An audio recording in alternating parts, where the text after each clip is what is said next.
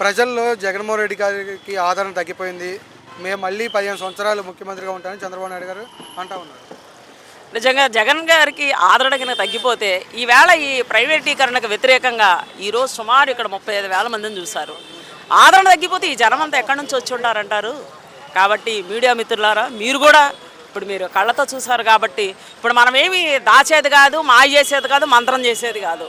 కాబట్టి కళ్ళెదురుగా స్వచ్ఛందంగా ప్రజలు ఎవరికి వాళ్ళు అంటే వాళ్ళ భవిష్యత్ తరాల కోసం మరి ప్రైవేటీకరణకు వ్యతిరేకంగా ఇక్కడ రావడం జరిగింది. కాబట్టి ఆదరణ ఎక్కడ తగ్గిందండి. కాబట్టి ఇట్లాంటి అంటే మాటలు అన్నమాట, అంటే ఒక మాట అబద్ధం చెప్పి దాన్నే నిజం నిజం నిజం నిజం అని చెప్పడం అనేది వాళ్ళకి వెన్నతో కూడిన విద్య అనమాట సిబిఎన్ గారికి. కాబట్టి ఈవేళ ఇక్కడ చేరినట్టు ప్రజానికాన్ని చూస్తేనే మనకు అర్థమవుతుంది. ప్రజల్లో వ్యతిరేకత అనేది కూటమి ప్రభుత్వం మీద ఉందని మీరు అంటా ఉన్నారు. కానీ దీన్ని మేము డెవలప్ చేస్తూ ఉన్నాము.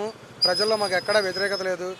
కంపెనీలు కూడా తీసుకొస్తున్నాం. దావోస్ కూడా వెళ్ళి కొన్ని లక్షల కోట్ల కంపెనీలు తెచ్చాము, పెట్టుబడులు తెచ్చాము అనేది చంద్రబాబు నాయుడు గారు చేస్తున్నాం.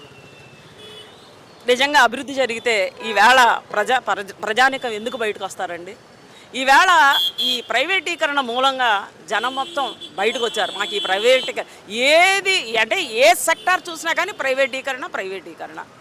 కాబట్టి ఇది నిజంగా హర్షించదగిన విషయం కానే కాదు.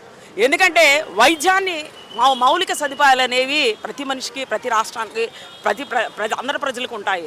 వైద్యం, విద్య, అట్లాగే వ్యవసాయం, ఇవన్నీ ట్రాన్స్పోర్టేషన్ ఒకటి, ఇవన్నీ మౌలిక సదుపాయాలు. కానీ ఇందులో కూడా మీరు వ్యవసాయం దండగని అంటున్నారు. మరి ప్రైవేట్ కాలేజీలు అంటే ప్రైవేట్ ఆరోగ్యశ్రీని తీసేశారు. మరి మెడికల్ కాలేజెస్ ప్రైవేట్ పరం చేస్తున్నారు.